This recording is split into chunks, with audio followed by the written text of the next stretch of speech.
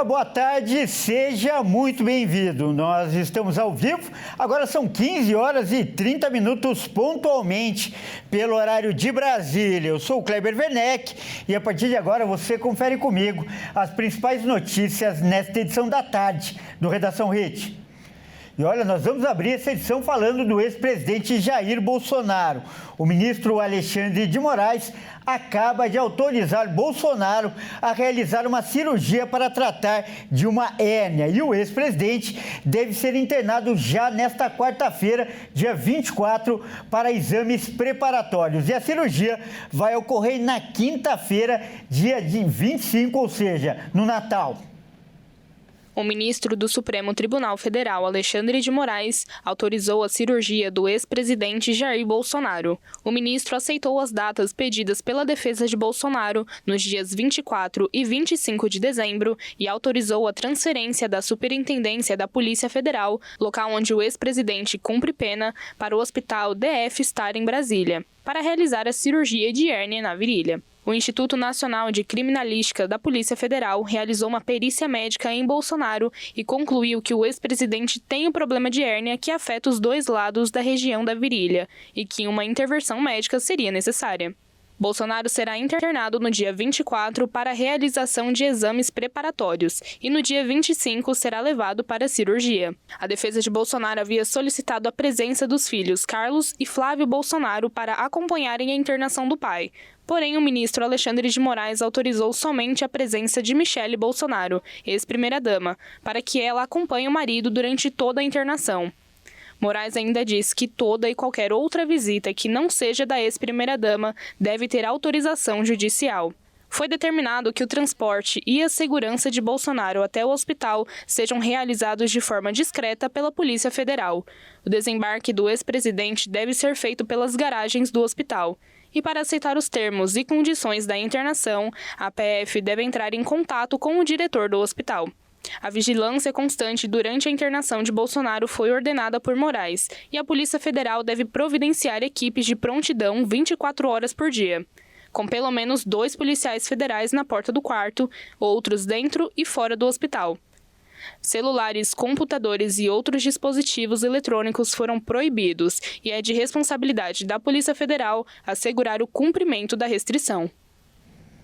Olha, e a crise financeira tem afetado o trabalho nos Correios. Cerca de 30% das entregas de encomendas para o Natal estão atrasadas.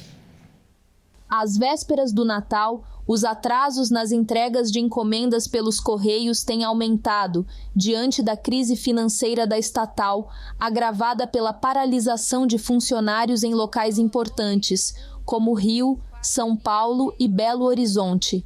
O índice de entregas no prazo já vinha em queda ao longo do ano, sobretudo devido às dívidas com fornecedores, mas a situação piorou com a greve, provocando uma corrida pelos serviços de transportadoras privadas e deixando consumidores na mão. O índice de entregas no prazo do Correios está abaixo de 70% na média nacional, segundo fontes que pediram anonimato, varia de 50% a 70% a depender da região. Isso significa que pelo menos 30% dos envios estão atrasados este mês, nos piores níveis do ano. Em janeiro, a média nacional estava em 97,7%.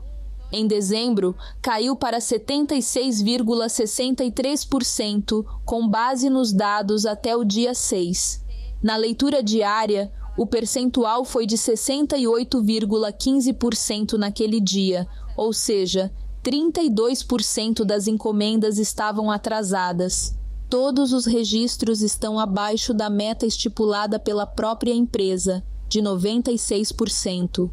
A cúpula dos Correios acredita que a qualidade do serviço só vai melhorar após o pagamento de dívidas atrasadas, sobretudo com fornecedores, mas isso depende da entrada de recursos no caixa da empresa, que está negativo. Existe a expectativa de fechar o empréstimo de 12 bilhões de reais com um grupo de bancos, ainda este ano, a tempo de receber uma parcela de 10 bilhões de reais até 31 de dezembro. A operação recebeu aval da União na semana passada. mas os envolvidos ainda estão discutindo cláusulas do contrato. Olha, a procura por passagens de ônibus para o Natal e também para o Ano Novo aumentou em todo o país. O Rio de Janeiro é o destino mais desejado. E a Bárbara Benício está na rodoviária do Tietê, aliás, a maior da América Latina, e agora vai trazer as informações ao vivo para a gente. Boa tarde, Bárbara. Como está o movimento por aí?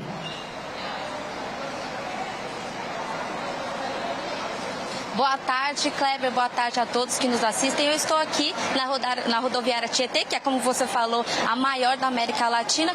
E agora o movimento tá bem movimentado, mas acho que está muito fraco ainda. Acho que para o final da tarde, para o final do dia, vai aumentar o movimento ainda, porque, olha, é esperado mais de 1 milhão de passageiros nas principais rodoviárias aqui de São Paulo, viu? Que são a rodoviária Tietê, o Jabaquara e a Barra Funda, viu? Muitas pessoas vão aproveitar o Natal e vão passar com a família. Então, os destinos que vão para o interior estão sendo bem disputados agora. Mas para as pessoas que vão aproveitar o Ano Novo, dar uma esticadinha, né? Ficar até o Ano Novo e vão aproveitar as praias, o Nordeste e o Rio de Janeiro estão bem disputados, viu? Vamos ver a reportagem.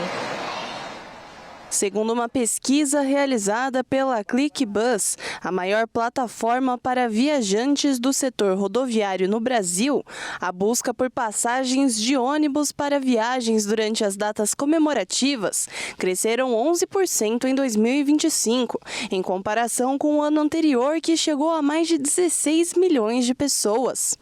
O ranking dos destinos mais procurados pelos brasileiros também mudou. Em 2024, as cidades preferidas foram São Paulo, Rio de Janeiro, Curitiba, Belo Horizonte, Florianópolis, Goiânia e Salvador. Já em 2025, o Rio de Janeiro assumiu a liderança, ultrapassando São Paulo, que aparece em segundo lugar no ranking. Na sequência estão Curitiba, Florianópolis, Belo Horizonte, Praia Grande e Salvador. Segundo a plataforma, os dados revelam um fortalecimento do turismo voltado para o lazer, com destaque para destinos litorâneos, reforçando a preferência dos brasileiros por cidades de veraneio durante as festas de fim de ano. Outro ponto observado foi a busca por espaços de conveniência, com preços acessíveis e flexíveis. O ônibus segue como uma opção estratégica para quem deseja viajar nas festas de fim de ano, especialmente para destinos turísticos tradicionais e regiões metropolitanas. Este crescimento reflete não apenas no aumento da demanda, mas também na confiança dos consumidores em plataformas digitais e no setor rodoviário como uma solução eficiente e mais econômica de mobilidade. E olha só, Kleber, eu estou muito bem acompanhada agora com a Karen Sena, assessora das rodoviárias aqui de São Paulo. E conta pra gente, Karen, como está o fluxo esse ano? Boa tarde. Boa tarde. A gente está esperando cerca de 1 milhão de passageiros circulando pelos 3 terminais rodoviários de São Paulo. E hoje é o nosso dia de maior perspectiva, né? São quase 91 mil embarques com quase 1.000 ônibus extras, só hoje. E você acha que dá tempo de comprar passagem ainda ou tá difícil? Não, ainda dá tempo. Foram quase 4.000 ônibus extras disponibilizados até o dia 26, que é o fim do feriado de Natal. Então ainda dá tempo, mas sempre com aquela recomendação. Quem puder comprar com antecedência é fundamental para garantir o horário que deseja viajar. E quais são os lugares mais procurados nessa época? Com certeza o Rio de Janeiro é um dos nossos destinos mais procurados do ano inteiro, além das cidades do sul de Minas. A gente também tem Curitiba, Florianópolis, além de Norte e Nordeste. E quais os cuidados que você recomenda que os passageiros tenham? Tem que ter a documentação original com foto, não só do adulto, mas da criança e do idoso também. Sempre lembrar de chegar com 1 hora de antecedência. O terminal está com um movimento muito intenso, então é fundamental você chegar com antecedência para encontrar sua plataforma adequadamente, comprar com antecedência, como eu falei anteriormente, a passagem e escolher, optar pelo transporte rodoviário regular. Muito obrigada, viu, Karen? E olha, fica a dica aí para quem for viajar e para quem for aproveitar esse final de ano. E eu volto com você aí no estúdio, viu, Kleber? Tá certo, muito obrigado aí pela participação, Bárbara. E olha só, no Rio de Janeiro, né, já falando em estrada, teve início uma operação chamada Operação Lei Seca, que é uma série de blitz que serão realizadas de dia e também de noite nos pontos turísticos da cidade. Quem vai trazer as informações agora é o Joenilson Santos. A Operação Lei Seca deu início nesta semana à Operação Verão no Rio de Janeiro, com mudanças no esquema de fiscalização para acompanhar o aumento da circulação de veículos durante a estação mais quente do ano. A iniciativa busca ampliar a presença dos agentes em pontos estratégicos da cidade, especialmente nos períodos de maior fluxo de pessoas, rumo às praias e áreas de lazer. Uma das principais alterações é a antecipação do horário das blitzes, que passam a acontecer também durante a tarde, além das ações tradicionais realizadas à noite. As abordagens vão se concentrar nos acessos às praias, locais turísticos e polos gastronômicos, sem prejuízo das fiscalizações noturnas, que seguem normalmente em toda a cidade. As ações da Operação Verão estão programadas para ocorrer tanto na região metropolitana quanto em municípios do interior do estado, com previsão de se estenderem até o fim do verão, em março. A estratégia considera o aumento do consumo de bebidas alcoólicas e o deslocamento intenso de motoristas nesse período, sobretudo nos fins de semana e feriados. De acordo com a coordenação da Operação Lei Seca, a medida tem como foco ampliar a prevenção e conscientizar os condutores sobre os riscos de dirigir após ingerir álcool. Somente neste ano, o programa já realizou mais de 3.000 operações, abordou cerca de 350 mil veículos e autuou 112 mil motoristas, sendo aproximadamente 30 mil por apresentarem sinais de embriaguez. Bebida e direção não combinam e esse alerta sempre é importante. E olha só, você que vai pegar a estrada neste fim de ano, outro alerta também fundamental. Você deve ficar atento para não levar multas. Só em São Paulo, 15 novos radares foram instalados nas rodovias estaduais. Vamos ver agora com o Marcos Eduardo Kene. E nesta terça-feira, começou a funcionar um novo reforço na fiscalização das rodovias estaduais em São Paulo. O Departamento de Estradas de Rodagem, o DER, colocou em operação a partir da meia-noite 15 novos radares em pontos considerados estratégicos. Com esses novos equipamentos, o número total de radares ativos em rodovias que não são conectados à iniciativa privada chega agora a 560 em todo o estado. Segundo o DER, todos os radares estão devidamente sinalizados e os limites de velocidade variam, de acordo com cada trecho. A medida, de acordo com o órgão, tem como principal objetivo aumentar a segurança viária, reduzir o número de acidentes e, principalmente, salvar vidas. O presidente do DER destacou que a instalação dos radares faz parte do compromisso do governo estadual, com a meta de zerar mortes no trânsito. Esses equipamentos fazem parte de um contrato que prevê a instalação de 649 radares ao longo de mais de 12 mil quilômetros de rodovias estaduais não concedidas. Os pontos foram definidos com base em estudos técnicos, levando em conta o histórico de acidentes, excesso de velocidade e até área de travessia de animais. A lista completa com a localização dos novos radares está disponível no site do DRSP. E agora a gente vai fazer o nosso giro de repórteres pelo país e saber o que é notícia nesta terça-feira. Olha só, nós vamos começar com um vídeo impressionante. Um caminhão betoneira desgovernado esmagou um carro que estava estacionado na rua. Esse caso aconteceu em Santa Catarina. E é a Michele Veiga quem vai mostrar os detalhes e as imagens. Pois é, sabe aquela sensação de livramento? É isso que um motorista teve na cidade de Indaial, em Santa Catarina. Na última sexta-feira, um carro estava estacionado ali certinho na via pública no seu local, quando um caminhão betoneira perdeu o controle e acabou colidindo com esse veículo que estava estacionado.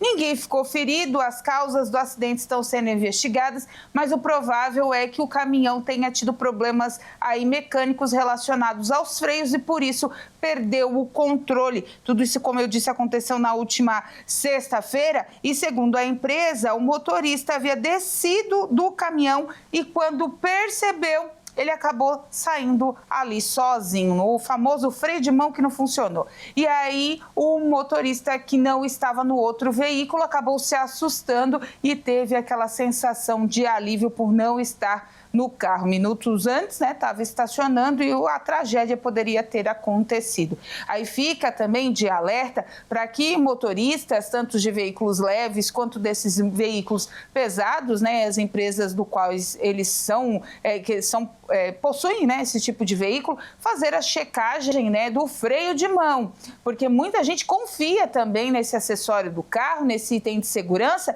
mas algumas vezes por falta de regulagem ele acaba não funcionando. A gente encontra diversas notícias relacionadas com a falta desse equipamento do veículo. Então, aproveitando, né, que a gente está entrando em período de férias, muita gente pegando as estradas, antes de sair, faça aquele check-up, aquela manutenção no seu veículo para garantir a sua segurança e da sua família e para que suas férias, a sua viagem não acabem aí com momentos ruins relacionados a isso e a nenhum outro, se Deus quiser.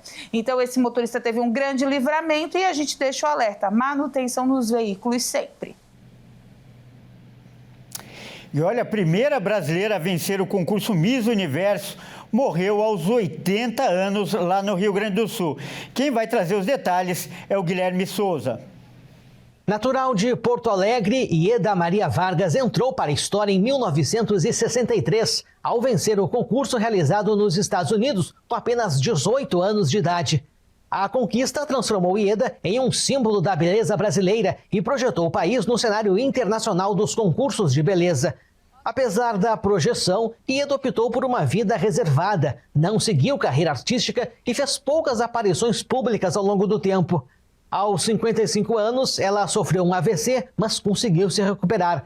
Depois de ficar viúva, passou a viver em Gramado, na Serra Gaúcha, onde morreu internada na UTI de um hospital da cidade. O governador do estado, Eduardo Leite, lamentou a morte e destacou a importância de Ieda para a história do estado e do país. O velório acontece na Assembleia Legislativa do Rio Grande do Sul, em Porto Alegre, em cerimônia aberta ao público.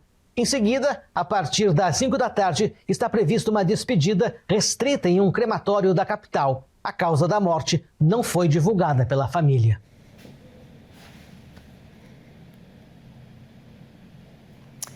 E olha, vamos voltar a falar então com a Bárbara Benício, ela que está lá na rodoviária do Tietê, a maior da América Latina, fica aqui em São Paulo e está acompanhando o movimento de pessoas por lá. A Bárbara aí, ó, bastante gente atrás dela. Bárbara, estamos aí às vésperas de um feriado, mas o ano que vem promete muita folga para o brasileiro, né? Conta pra gente. É isso aí, Kleber. Tem gente que já está aproveitando e vai viajar nesse final de ano, né? Tem bastante gente aqui na rodoviária Tietê, mas vale lembrar que ano que vem nós teremos pelo menos 9 feriados prolongados. Então já dá para começar a se preparar aí para o carnaval, para algum outro feriado, Corpus Christi, talvez. Já dá para se preparar bastante. E aí a gente conversou com algumas pessoas aqui na rodoviária Tietê para saber se além dessa viagem que elas vão fazer agora, elas já se programaram para o ano que vem. Vamos ouvir. Eu costumo viajar, porque eu sou de Volta Redonda e eu moro no Rio, então geralmente a gente sai do Rio, vai pra Volta Redonda, fica um tempo e depois volta pra casa. Sim, nós vamos aproveitar o carnaval pra ir pra praia em Angra e basicamente. O tempo com a família, né?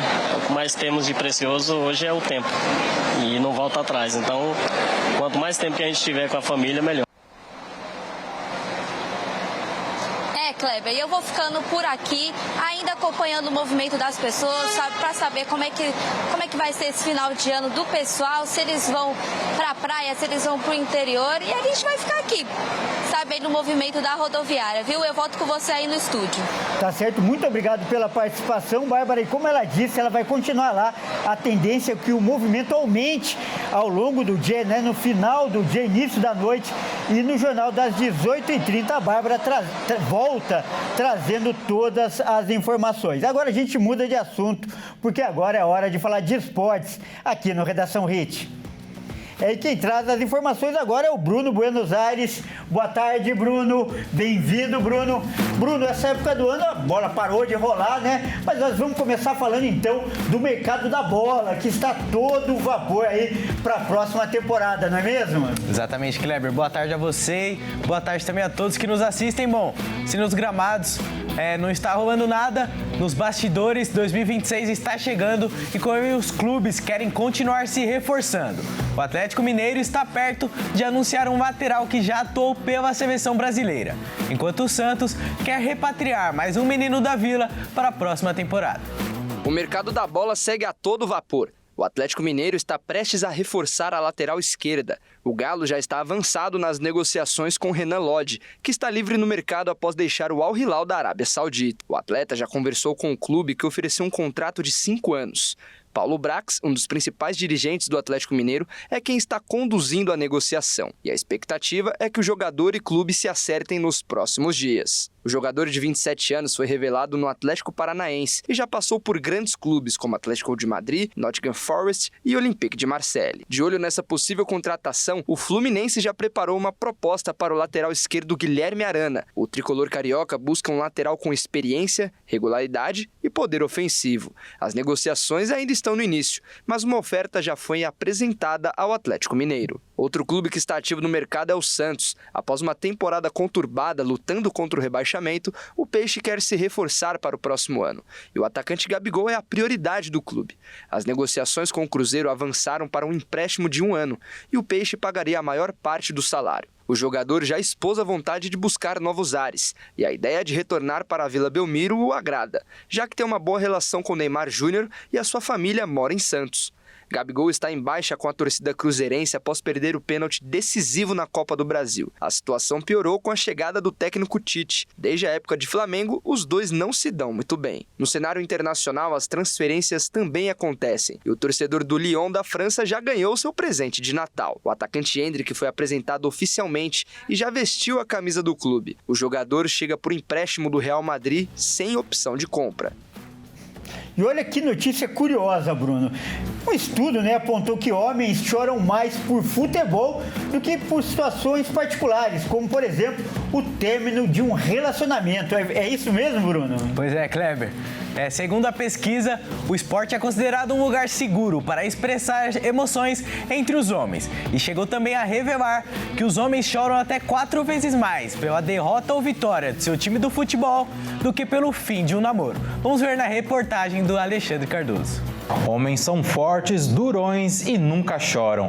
Mas essa situação muda quando estamos falando de futebol. Isso porque um estudo revelou que homens choram até 4 vezes mais pela derrota ou vitória do seu time do coração do que pelo fim de um namoro. Segundo a análise, o esporte funciona como um lugar seguro onde homens podem expressar suas emoções.